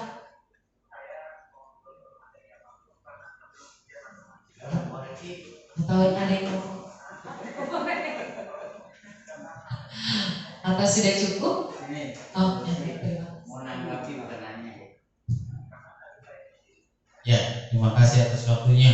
Kita diskusi juga, tidak harus Bu Rosi yang jawab atau menanggapi. Yang pertama, penggunaan kata keyakinan. Dari awal saya muncul kata itu, orang yang pertama tidak setuju penggunaan kata keyakinan, karena di situ tertulis keyakinan kelas. Keyakinan kelas itu dibuat berdasarkan apa atau siapa yang membuat? Guru kah, siswa kah, atau antara guru dan siswa? Kalau antara guru dan siswa, maka kata yang tepat adalah kesepakatan. Karena itu tulisan dibuat berdasarkan antara kesepakatan guru dan siswa. Gitu. Toh kata keyakinan itu diturunkan dari kesepakatan kelas. Jadi kalau dari hierarki itu kesepakatan kelas dulu, baru keyakinan. Artinya keyakinan kelas itu pokok dari pernyataan yang dibuat di kesepakatan kelas. Jadi kalau keyakinan itu logika dasarnya adalah hal-hal yang berkenaan dengan kepercayaan. Kita yakin ada Tuhan, itulah keyakinan. Kita yakin ada apa, itulah keyakinan. Gitu. Tapi nggak salah. Artinya kalau mau dibuat kesepakatan kelas, ya kesepakatan kelas. Contohnya tadi Bu Rosi sudah sampaikan, misalkan siswa harus mengerjakan tugas yang diberikan guru, maka keyakinan kelasnya adalah tanggung jawab. Kalau hanya kita tulis keyakinan kelas, tanggung jawab kan banyak. Tanggung jawab terhadap PR, tanggung jawab piket dan sebagainya gitu. Jadi sih bahan diskusi aja. Tapi kalau saya memang nggak setuju dengan penggunaan kata-kata keyakinan kelas. Ini produknya guru penggerak. Kata-kata keyakinan kelas itu produknya guru penggerak. Sama dengan kalau teman-teman mendengarkan kata membersamai. Membersamai itu tidak berasal dari bahasa Indonesia. Bahasa Indonesianya menyertai. Gitu. Itu ikut-ikutan atau mengambil menyatu dari bahasa Malaysia. Dari bahasa Malaysia. Jadi ada memang beberapa hal yang diproduk oleh guru penggerak mengenai itu, mungkin menciptakan sesuatu yang baru, tapi juga mohon harus diperhatikan gitu. Kalau hanya kita tulis disiplin, tanggung jawab, apalagi dan lain-lain itu untuk kelas bawah 1, 2, 3 mungkin logika nalarnya belum sampai. Tapi kalau kita tulis kayak kesepakatan kelas, 1, datang tepat waktu misalkan. 2, tidak berbicara ketika guru menjelaskan. Anak mungkin logikanya lebih nyambung untuk kelas 1, 2, 3 atau untuk kelas rendah. Gitu. Itu mengenai penggunaan kata aja sih Bu Rosi. Saya sih gak akan mengubah kata itu. Tapi kalau kelas saya akan tetap akan menggunakan kata kesepakatan kelas. Karena kata atau kalimat itu dibuat berdasarkan apa yang saya sampaikan dan anak sampaikan. Setuju. Jadi persetujuan antara dua pihak, guru dan siswa. Saya tetap menggunakan kata kesepakatan dan saya berani bertanggung jawabkan itu. Yang kedua, berdasarkan penjelasan tadi, kalau Bu Rosi menurut teori itu kan enak tuh ya, ideal banget tuh. Ada anak dipanggil, dinasihati baik-baik, dekati gitu ya. Tapi seperti tadi yang disampaikan Pak Thomas juga, besok berulang lagi, Bu Rosi juga mengalami besok berulang lagi. Artinya tidak kurang ketegasan kita sebagai guru terhadap anak gitu. Dan di lapangan akan berbeda yang terjadi dengan yang di teori. Di depan mata kita saja terlihat kok. Ya itu begitu aja. Ayo besok yang ini lembut deh gitu. Akan diulang lagi. Jangankan begitu, saya melotot saja dia ulangi lagi besoknya, kan sering terlihat di depan mata kita gitu. Kadang-kadang seperti itu. Makanya dulu waktu kita di kelas 1A, hukuman tetap harus ada, punishment tetap harus ada, karena ada azas hukuman gitu. Jadi berdasarkan teori tadi bagus kalau memang dinasihati baik-baik dia kena. Tapi levelnya lihat. Kalau pengalaman saya selama mengajar, belum lama baru sih saya ngajar baru 30 tahun. Berdasarkan pengalaman ngajar saya dari level dasar sampai yang tinggi, SD, SMP, SMA, SMEA, ya. Kalau anak SMP, SMA, SMK, dia akan terima dengan senang hati ketika kita ajak bicara dengan ramah, dengan baik, seolah kita ini temannya. Bu Mul mungkin merasakan, Pak Har mungkin pernah merasakan di level kelas tinggi atau ibu teman-teman yang lain. Tapi di tingkat SMP, SMA, SMA, kalau kita tegas, galak itu misalnya ditantang berantem. Ayo Pak, di luar kejadian ya. Kejadian nih di sekolah itu level SMP, SMA, SMK itu begitu. Makanya di TikTok mungkin, di medsos mungkin kita sering lihat kejadian seperti itu akan dilarang. Kita pernah ingat kan, kerah bajunya guru ditenteng begini, udah kayak jagoan banget tuh murid. Tapi kalau di SD, level keramahan kita kadang nggak berlaku, gitu. Ngomong ramah gitu ya, bullying teman-teman kan ramah-ramah kalau ngomong. Kalau saya nggak bisa, kalau ada yang salah bagian saya itu galak, bentaknya. Tapi bentak itu sayang gitu, bukan bentak benci. Artinya boleh tidak hukuman itu diberikan kepada anak, itu satu poin itu Rosi yang harus disampaikan benar-benar gitu. Sebab di depan mata kita keramahan itu tidak selamanya berlaku pada anak. Ujungnya akibatnya seperti Pak Thomas bilang, besok diulangi lagi gitu. Maka harus ada ketegasan, tetap hukuman diberikan. Jangankan yang normal, yang ABK saja tetap hukuman ada. Artinya bukan hukuman balas dendam, hukuman sakit hati, enggak. Tetap hukumannya diberikan berdasarkan kasih sayang. Apalagi ya lupa. Karena kita itu dulu deh sementara bahan diskusi aja ya. Saya nggak akan menjudge ini salah teori, enggak salah. Tetap teori orang, tapi pendapat kita mungkin akan beda gitu. Terima kasih Bu Rosi. Ya, ibu bapak yang lain. Ada yang mau menanggapi Bapak dan Ibu? Tulin.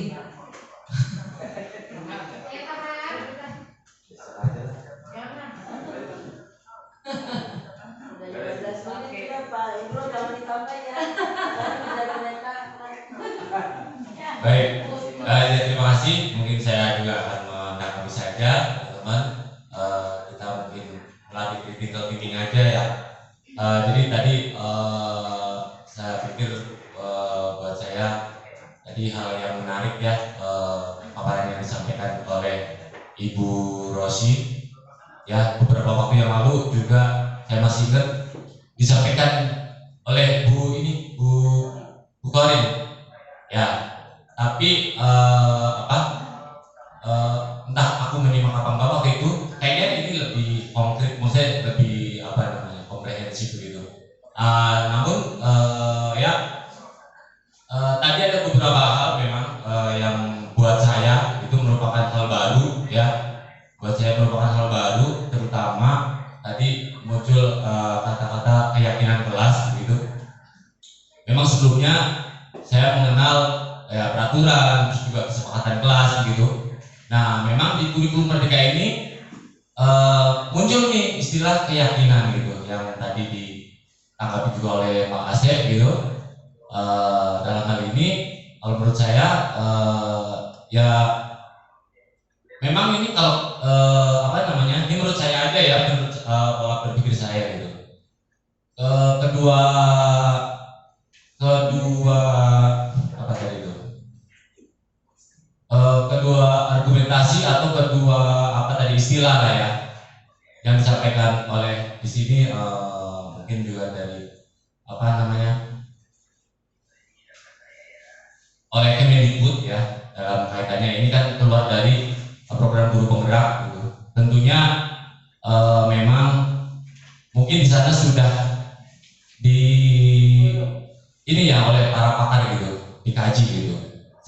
muncul teori baru tadi katanya itu teori keyakinan gitu. Tapi juga yang disampaikan Pak Asep juga saya bisa memahami ya, bahwa memang selama ini kita sudah melekat di hati kita, di mindset kita selama ini kita lebih cenderung ke peraturan dan kesepakatan gitu. Nah, saya memahami juga ketika ada teori keyakinan ini gitu.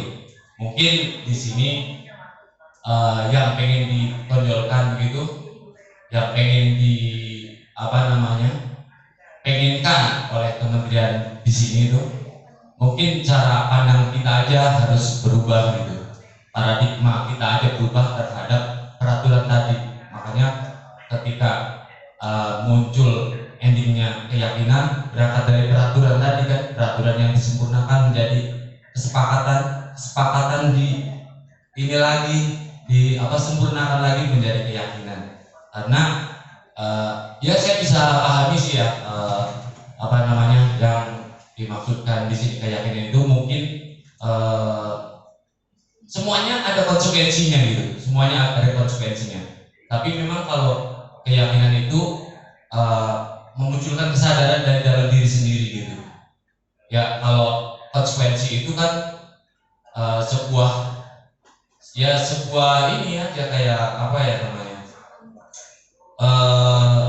ya bisa dibilang hukuman atau bisa dibilang konsekuensi itu ya kalau kamu berbuat begini ya kamu konsekuensinya dapat seperti ini gitu. Ya tapi ya poinnya di sini sih saya nangkep ya, ketika keyakinan kelas ini dimunculkan itu saya nangkepnya segini, bahwa kementerian itu mencoba kepada kita sebagai guru, sebagai sebagai agen perubahan begitu, perubahan tentu yang diinginkan kepada peserta didik kita yang terdekat gitu. Setelah itu mungkin ke lingkungan masyarakat kita. Nah, artinya bahwa kenapa nih teori ini muncul gitu? Ya saya menangkapnya ya tadi perubahan paradigma aja Bu, bahwa kita memang diarahkan untuk benar-benar pola pikir kita, konsep berpikir kita berubah gitu, seperti yang dimau oleh kementerian ini gitu ya. Tapi ya mungkin kita memang nggak perlu menghilangkan yang seperti tadi Pak Asep sampaikan gitu, kesepakatan itu juga penting. Cuma memang ya tadi tuh urutannya tuh tadi dijelasin sama Bu Rosi. Saya jadi memahami keyakinan kelas ini munculnya dari sini. Mungkin itu untuk menggunakan bahasa yang bagus dan istilahnya makanya tadi kan topiknya kan budaya positif gitu. Memang ada benang merahnya sih seperti itu Bu, budaya positif gitu. Jadi memang benar-benar bagaimana kita membudayakan positive thinking begitu. Mungkin benang merahnya begitu. Saya menangkapnya, saya dapat tangkapannya seperti itu, bahwa cara berpikir kita suruh diarahkan ke positive thinking aja begitu. Dan perubahan karakter atau perubahan karakter pada diri peserta didik memang butuh proses gitu, butuh proses. Nggak 1 hari, 2 hari, 3 hari itu kembali ke satu ya kemauan peserta didik juga. Yang kedua ya kemauan si individu itu gitu kan, kekuatan individu itu untuk berubah itu sejauh mana begitu. Tapi ya kesimpulannya yang saya ingin sampaikan bahwa keyakinan kelas tadi memang diharapkan sekali oleh kementerian dalam hal ini, terutama bagi kita untuk mensosialisasikan yaitu tadi turunan dari peraturan kesepakatan menjadi keyakinan yang menjadi konsep berpikir dalam membangun budaya positif. Ya, intinya seperti itu, merubah paradigma kita terhadap suatu peraturan, suatu pelaksanaan peraturan menjadi keyakinan kelas. Baik, mungkin itu aja sih tambahan dari saya. Terima kasih. Assalamualaikum warahmatullahi wabarakatuh. Luar biasa, terima kasih untuk tanggapannya dari Bapak Guru Pak Asep dan juga Pak Hartono yang menguatkan kita untuk lebih membuka paradigma baru. Mungkin sedikit tambahan tadi saya membayangkan betul mungkin kalau untuk kelas 1 ya mungkin masih pakai kesepakatan kelas karena kelas 1 itu kan mungkin lebih konkret gitu. Jadi mungkin ini masukan dari saya mungkin bisa ditempelkan dua-duanya gitu. Jadi ini kesepakatan, ini keyakinannya juga. Kan tadi kita kembali ya, keyakinan itu berangkat dari peraturan yang ada, peraturan yang tentu disepakati oleh Bapak dan Ibu Bapak Ibu guru dan juga anak-anak. Yang disepakati mereka juga masih saya simpan kok. Mereka masih ingat saya simpan, lalu kita ubah bersama.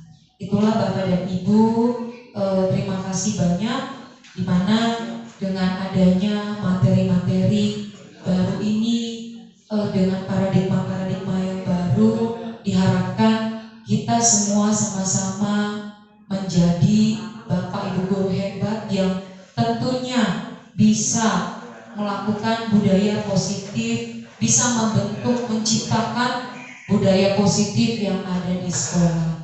Itu saja Bapak dan Ibu dari saya ucapkan terima kasih banyak. Semoga materi ini dapat berguna tentunya buat kita semua. Kita sama-sama semangat untuk melakukannya di zaman yang baru, di era yang baru. Anak-anak juga yang tentu saja dengan cara-cara mereka yang baru. Inilah adalah sama-sama kita untuk membawa perubahan yang lebih baik lagi. Dari saya sekian dan terima kasih. Saya mohon maaf apabila ada kesalahan dan kata yang menyakiti hati Bapak dan Ibu.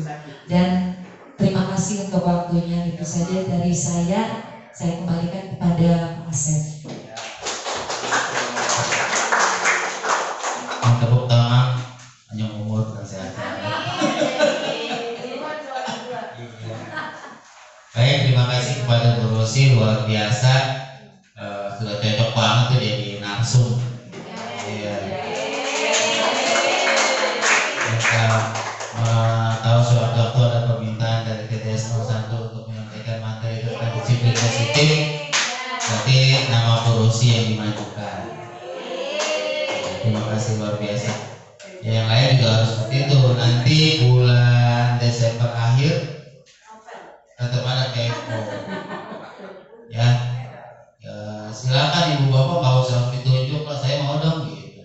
Orang di kalangan kita sendiri kok. Kita sendiri, jadi kalau ada salah, ada kekeliruan mungkin bisa kita koreksi langsung sama-sama gitu. Tapi kan yang terpenting apa berusaha pede ya. Pede dulu. Berani, grogi di awal udah biasa itu. Keringetan 5 menit mas selesai, langsung lancar lagi. Ya, mudah-mudahan yang lain nanti teman-teman bisa menyusul. Lumayan kan dokumen ini bisa buat PMM atau sertifikat kembali. Kita coba berusaha untuk masuk dalam 10 besar di posisi peraih sertifikat yang baik. Kemarin kan ya harus nama kita belum masuk 2 bulan ke belakang. Mudah-mudahan bulan ini masuk. Karena ada warna hijau yang masih pudar. Kita hijau semua, 5-5-nya hijau. Tapi ada 2 poin yang hijaunya hijau lutut, hijau kayak gini. Itu artinya belum maksimal. Belum maksimal. Tapi kalau sudah maksimal, hijaunya hijau tua banget hijaunya ini. Ya hijaunya pokoknya tua banget gitu. Itu berarti udah maksimal. Ya. Jadi ketika digugus, posisi kita digugus, kita salah satu sekolah yang 5 aspeknya sudah hijau, tapi tetap ada 2 hijau yang masih pudar, yang harus segera kita benahi, kita perbaiki supaya hijaunya jadi hijau tua. Gitu. Tuanya jadi saya. Iya. Tuanya lihat siapa? Ya, baik. Sekali lagi terima kasih Bu Rosi. Mudah-mudahan yang lain bisa tertularkan. Cukup sekian acara PMO kita hari ini. Semoga kita usaha yang kita lakukan memberikan satu. Amin. Sekolah kita udah banyak gelarnya, sekolah ramah, sekolah senyum, Wiyata, dan sebagainya. Luar biasa. Mudah-mudahan kita selalu sehat. Mudah-mudahan sampai batas usia pensiun kita sama-sama nggak ada yang dimutasi. Tapi kan kayaknya nggak ada. P3K tidak boleh dimutasi. Jadi sepanjang hayat ada di sini terus, jangan bosan. Ya, jangan bosan. Kemudian kepala sekolah kita karena kepala sekolah penggerak, insya Allah juga tidak akan pernah dimutasi. Terus wakil kepala sekolah tidak dimutasi selama masa jabatannya. Bendahara tidak. Makanya ayo saya mau jadi bendahara sama wakil. Terbuka lowongan tuh. Ya, mudah-mudahan di antara kita nanti ada yang bisa masuk kategori ini. Baik, terima kasih. Saya akhiri, mohon maaf jika ada kesalahan atau kekurangannya. Billahi taufiq wal hidayah. Assalamualaikum warahmatullahi wabarakatuh. Selamat sore.